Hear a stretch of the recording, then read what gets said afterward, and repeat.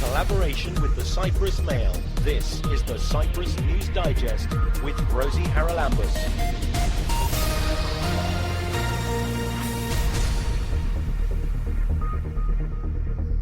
Coming up on this week's programme, we talk to members of a round table held in Nicosia earlier this week on technology for truth, helping whistleblowers fight corruption. We'll hear about the fight and how it can empower journalists, bloggers, investigative writers and researchers, many of whom are being targeted by governments and other agencies. The use of extradition as a kind of tool of oppression against journalism. And the risk of this case is much greater than Julian Assange himself. The risk of this case is around whether or not governments that don't like what journalists say can ask the government of the country they're in to extradite them to face charges for publishing things. And that's very risky. And this is the typical method that's used by people who want to discredit whistleblowers. They try to discredit journalists the same way, by portraying them as the enemy, when indeed we are on the side of good. And what we try to do is out the truth. Some of the research I did carry out, the whistleblowers themselves said, even if we tell, nothing will happen. And the Department of Transport has clarified which infringements on the road might make you lose your driving licence. Earlier this week there was a journalists' round table on technology for truth, helping whistleblowers fight corruption. Journalists, bloggers, investigative writers and researchers gathered together to discuss the issues. The moderator was my first guest on this week's programme. She is Dr. Soulette Dreyfus from the University of Melbourne and Blueprint for Free Speech. So, Soulette, tell us about Blueprint for Free Speech. What is it? Blueprint for Free Speech is a not-for-profit organization that creates tools, research tools, technical tools that are free to support freedom of expression around the globe. Now, it's very important that we maintain that freedom of expression, mostly in the journalistic world, but it's also something that citizens should be concerned about, isn't it? They should be very concerned about it. Blueprint has a special focus on protecting whistleblowers, and that's because we view that whistleblowing is a kind of freedom of expression, the right to dissent from wrongdoing and illegality, to speak up about it. But increasingly we find that freedom of expression is under threat around the globe, and this is very exemplified by governments that are clamping down on journalists for publishing and writing freely. Notably Julian Assange, with whom I think you've worked. I have, indeed. I authored a book with him, which was first published in 1997, called Underground. There is a free text version of the book available online. It's been translated into 7 languages and made into 2 films, and he co-authored subsequent editions. He is, of course, unfortunately sitting in a high-security prison in Britain at the moment, and the only reason he's there on remand is because he's facing extradition to the US for a set of charges that are really around publishing and journalism. And if journalists are prevented from publishing, what next? We're all in deep strife, is what next. So the risk here is we see this case evolving.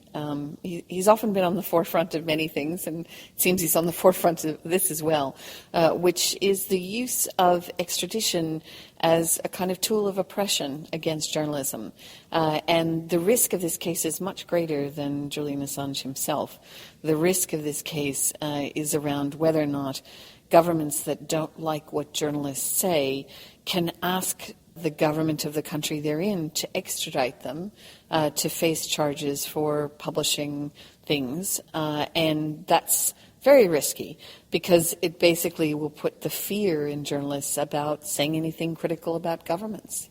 Which brings us to Jamal Khashoggi as well, doesn't it? I mean, this is happening across the globe. Journalists are being murdered, assassinated. for doing their job? Yeah, we are facing a very bad trend internationally for journalists who are facing risk not just of legal threat, legal cases against them, civil cases, even criminal cases of a defamation nature for telling the truth. But as we saw with the Khashoggi case, he paid with his life for his journalism. It's not only that, it's the Daphne Caruana Galizia case in Malta. There have been cases in Eastern Europe as well. So these threats are real, and they are not just in faraway countries. They're in the EU, they're in places that you might not otherwise expect, because there is rule of law for journalists to be threatened and assassinated. And you mentioned the EU. Now, there is a directive, I think, that is supposed to be implemented by 2021. Tell us about that and what effect you think that will have. So the European Parliament passed a directive in April last year, which has come into force in November, December last year. And this directive is designed to protect whistleblowers. It's quite an extraordinary thing. Academics, civil society, pro bono lawyers, technologists all came together to work to get this passed. And basically the member states of the EU have 2 years, so to the end of 2021, to translate the rules of the directive into their own national laws. It will substantially increase whistleblower protection in a number of European countries, some of whom have little to no protection for whistleblowers in their existing laws. And one of the interesting things about it is that it defines whistleblower very broadly. So traditionally, whistleblower in the academic literature from the 1980s or 90s was about a full-time employee in a corporation. Now whistleblowers are about contractors, subcontractors, even volunteers, maybe a volunteer on a board of a school or some other institution. And these people are also going to get protection under the directive. It's not perfect. There are people who criticize it for not meeting all of the best international standards, but it is a giant leap forward because 27 countries are now going to have pretty good whistleblower protection by the end of this. Back to the politicians and the fact that some of them almost seem to be in cahoots to make sure that they're helping each other when it comes to suppressing information they would rather the public didn't have access to. So we used to have a set of some laws, some shield laws, but norms, and those norms were around allowing journalists to do proper reporting. If sources bring them material of illegality, serious wrongdoing, they could report on this. We increasingly see a species of politician elected in many different countries who feels it's okay to conduct raids on the Australian Broadcasting Corporation, the Australian equivalent of the BBC, on a News Limited national security reporter, to not hold press conferences because people might ask difficult questions. Or to only invite certain journalists who won't ask the difficult questions. Exactly. To only invite, as we've seen in the UK recently, journalists who won't ask questions that might be embarrassing. And that's a really dangerous precedent. It's a dangerous precedent because the fourth estate is there as a corrective mechanism in our democracies to make sure that governments don't go off track, whether that's to be corrupt or special interests, or if they lie about why they get elected and they don't feel like implementing those policies. But it's also important because journalists can move very quickly. Stories can have an impact the next day on the headline of a newspaper or a blog post. That's not true of the other corrective mechanisms in society. So if people try to seek justice for something that government has done that is unjust or a lie in the court system, it could take years.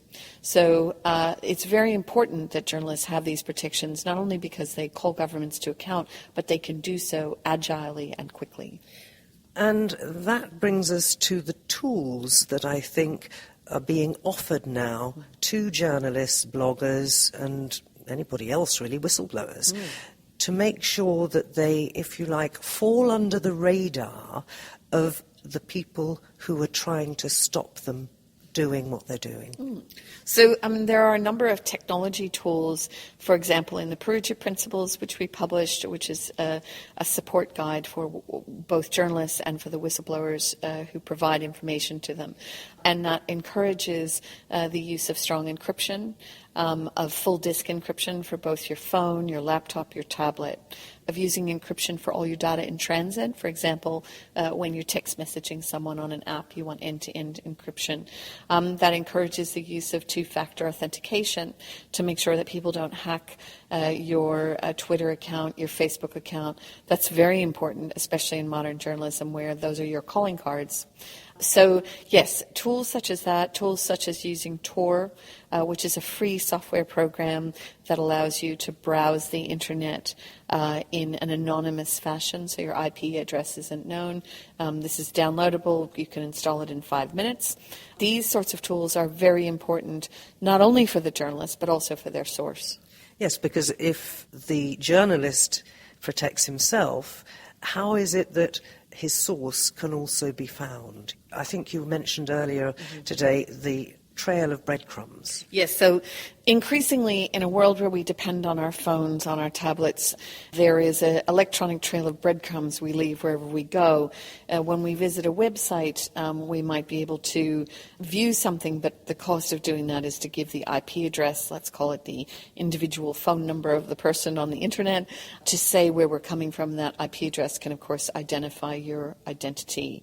There are other ways. There are fingerprinting methods for your identity online, including your behaviors, so your keystroke, your mouse behaviors, a set of other things that can be identifying. So it's very important to use these anonymity tools. Anonymity is different from security. So security is where you and I have a conversation. Maybe I send you something down a pipe, but the outside of the pipe is painted black, so people can't see what's inside of it. Typically that's done using encryption. However, the pipe's existence between you and me is still visible, and that means that if I'm a source and you're a journalist, someone could come after me because you've just written a story about corruption, and they're going to know I'm the person who gave you the information. So it's actually quite important to provide anonymity in a number of cases, especially in small communities. Which brings us finally to democracy and where we're going on the track that we seem to be headed on at the moment. Because if you take away the backstop, if you like, of journalism in protecting democracy, there's not a great deal left, is there? No. A big part of democracy is the ability of the population to throw a government out when they're corrupt, when they do the wrong thing, when they break promises, or when they're just lazy and do nothing. But people need informed choices in order to do that. And if journalism is broken, then people can't make those informed choices. And real news and truth is replaced by PR and fluff. And that's no way to make a decision about what box you tick in the ballot, office on voting day. And that is Dr. Sulet Dreyfus from the University of Melbourne and Blueprint for Free Speech. You can find out more if you go to their website, blueprintforfreespeech.net.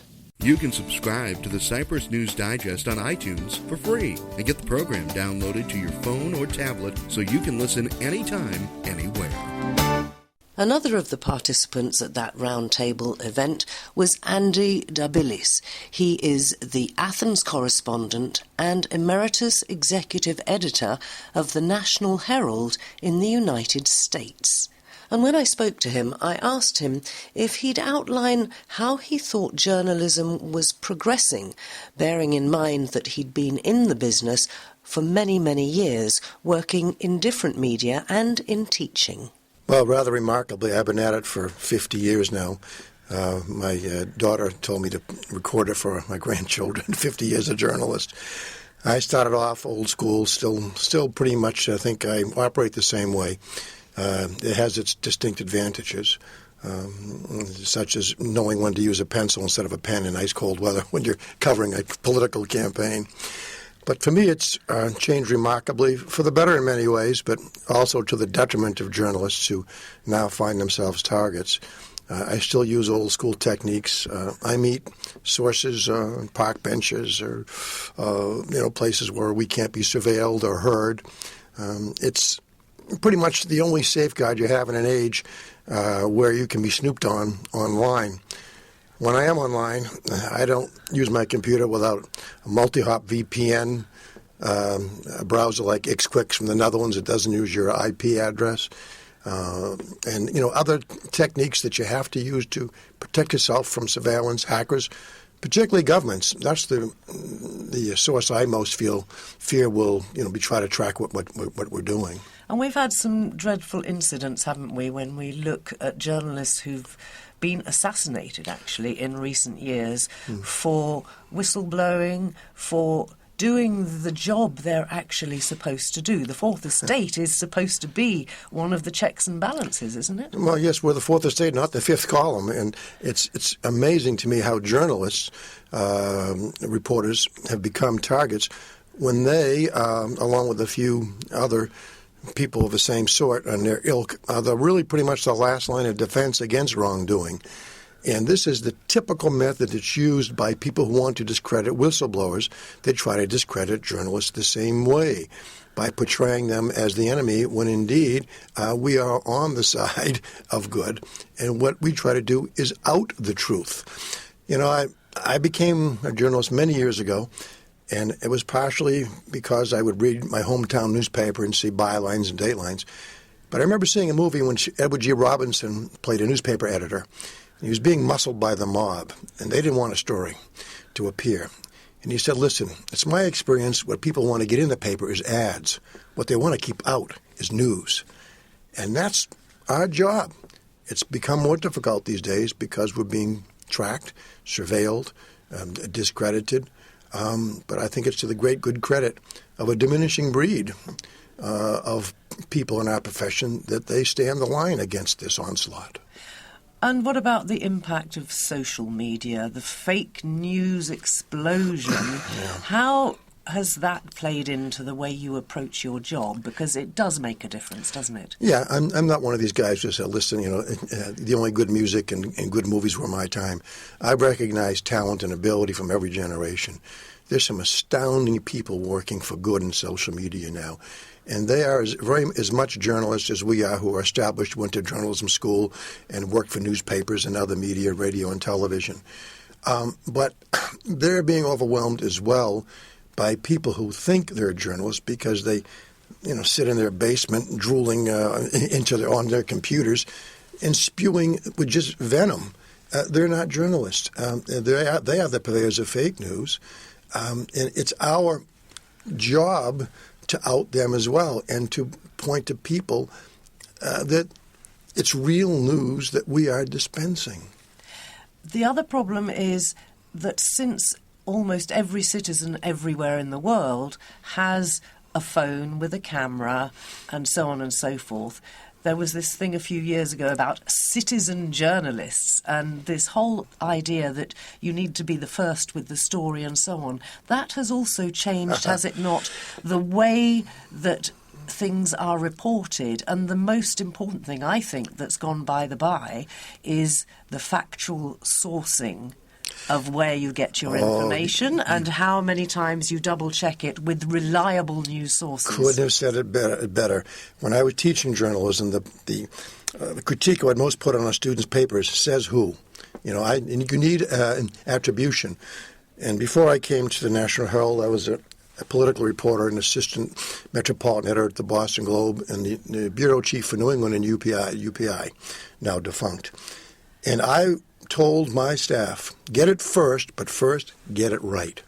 And that applies at every level, including, the very many good citizen journalists who are eyes and ears in the same way that sources are for journalists. It was said UPI had the best sources in the world because it was a bartender in Singapore, a cab driver in Boston. They were citizen journalists of a sort, too, without the tools and abilities and technologies that we have today. So I cultivate and use good sources, but you have to cull and vet cull the herd and vet to make sure that you're accurate.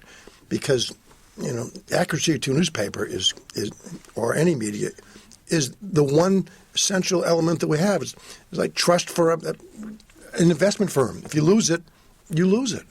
Andy Dabilis, the Athens correspondent and executive editor of the National Herald in the United States. Keep up to date with events in Cyprus and around the world with the Cyprus News Digest.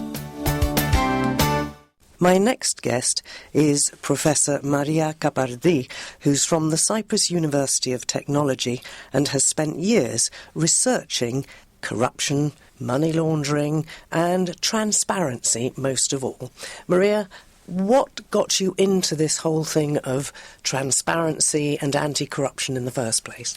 Okay, I worked as an accountant in Australia, and at that time, that was many, many decades ago, there were a lot of fraud cases in Australia, and the Australian police, the Victorian police, wanted to train a number of accountants to help them investigate fraud.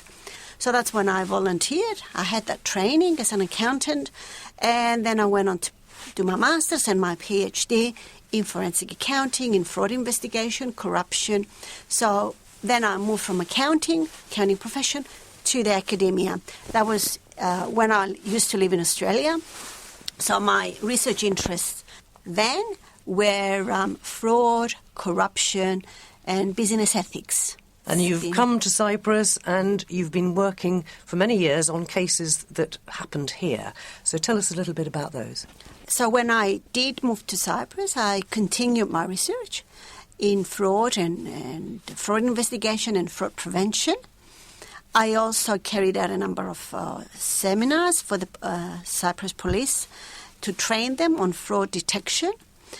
And also that in 2010, that's when I was asked by Transparency International in Germany to set up a branch in Cyprus called Transparency International Cyprus. Now, we've spoken about that before. Mm-hmm. Do tell us where it stands now, because compared to some other Transparency International organisations, we're relatively young still. How is it progressing? Okay, now Transparency International Cyprus has been named Cyprus Integrity Forum, and it's also looking at the issue of ethics and integrity and instilling those values into business organisations, which is a great initiative in that CIF is moving towards getting businessmen to think about those contemporary issues of, you don't have to wait until you have corruption and fraud. Let's put a code of conduct in your organization. And whistleblowing is part of a code of conduct. How has it been received? I think it's a fairly young issue. It's at its infancy stage in Cyprus. Unfortunately, Cypriots don't think of these topics very, they're not very concerned. But as academic research has found, businesses that do have, say, hotlines, or even like a Dropbox, or even a box where employees drop in their suggestions, and then there is a committee. It could be outsiders as well, or it could be your audit committee, and they look at these suggestions by employees. Those particular companies have very low staff turnover. Their employees don't go on sick leave very often because they're very happy and they work a lot more. So they instill a very nice and conscience business, as we call them. But that's for suggestions. Now, that's a nice way of putting it. What about when somebody has a complaint? Because we've seen many cases where people who've either made complaints possibly against somebody who is superior to them, or somebody who's gone to the media with a scandal. There's retaliation. They lose their jobs, or their life is made so miserable they leave.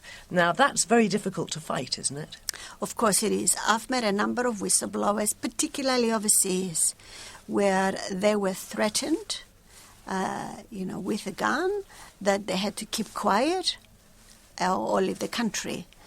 JJ Lumumba, for example, who I met last December, who had to flee the country and live now in France because he blew the whistle on his employer, which was a very famous bank in Africa, and he had to protect himself. All right, but that's a very, if you like, big case. Yeah. What about the lowly clerk or the typist, as they used to be in the typing pool or whatever, secretary or who a messenger, has been maybe sexually harassed and wants to make a complaint? That, again, is something we've seen in the past in Cyprus, and the fallout for the complainant has been dreadful, and very often the perpetrator just carries on. You're very right, yeah. Bullying is a big issue in Cyprus. So what do we do about it? Is it that people are frightened because they think they'll lose their job, or is it actually that because over the years very little has been done, they think it won't make a difference anyway? Exactly, and some of the research I did carry out, the whistleblowers themselves said, even if we tell, nothing will happen. So that is disappointing, actually, to know that nobody's going to act on those. As you said, there could be issues of bullying, sexual harassment, and what are you doing about it? We need to have an authority, a governmental body that has the resources to act on those. And it may not be only corruption. It could be health and safety issues. It could be work issues, work-related issues. So what do you do to make sure that you improve those scenarios? And if it's a government body, would it be effective in monitoring government agencies? Yes, it should be. It should be that it has to be a government body, in my view, that has teeth. That's Associate Professor Maria Kapardi from the Cyprus University of Technology. Listen online to the Cyprus News Digest on YouTube or at cyprusmail.libsyn.com. The latest program is uploaded every Friday, and if you missed one, you can catch up there. In other news, earlier this week, the Transport Department was forced to clarify the criteria which would see a driver lose his or her licence because confusion followed last month's announcement. It was confirmed this week which key road violations will lead the police to push for a driver to lose his licence. And that is someone who's under the influence of drugs twice within 12 months. That puts drugs on a par with alcohol, because it was earlier said just one offence under the influence of drugs would see a driver immediately lose their licence, whereas alcohol requires 2 within 12 months. So that's been clarified, and further red lines include that a driver under the influence of drugs or alcohol who's caught speeding 75% above the limit will immediately have their licence revoked, even if it's their first violation. And a common theme appears to be a combination of offences leading to a revocation of a licence. So if a driver tests positive for drug use and being over the alcohol limit at the same time, then the licence is lost. According to the new measures, the Road Transport Department has the power to suspend or revoke a person's driving licence, and the offender has 14 days to file a complaint. Those who do lose their licence will have to retake their driving test in order to get it back. The announcement did clarify that all cases are sent to a medical board for examination, particularly when it concerns the use of pharmaceutical drugs. The medical board will oversee the case and have a say in whether the licence should be revoked or not.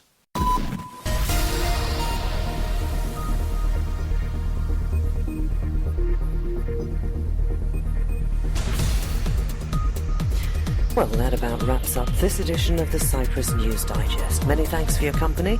Hope you'll join me next week. Till we meet again, take care and God bless. Bye-bye now.